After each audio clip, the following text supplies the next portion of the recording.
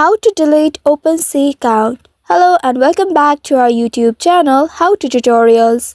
In today's video, I'm going to show you how you can delete your OpenSea account. Basically, we connect wallet in our OpenSea account, so there isn't any specific account on OpenSea.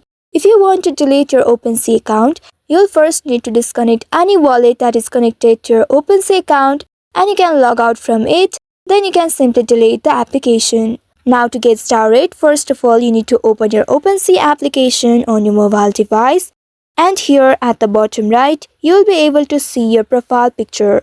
Tap on your profile icon or the picture. This will take you to your profile page. Here you will see 3 horizontal bars at the top right corner. Tap on these 3 horizontal bars and here you will see this option logout. Tap on this logout option presented at the very top.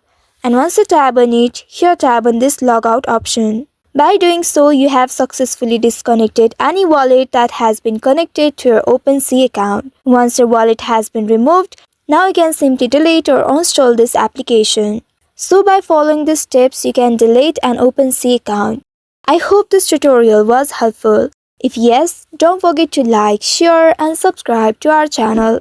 Also hit that bell icon to never miss any updates from us. Thank you for watching.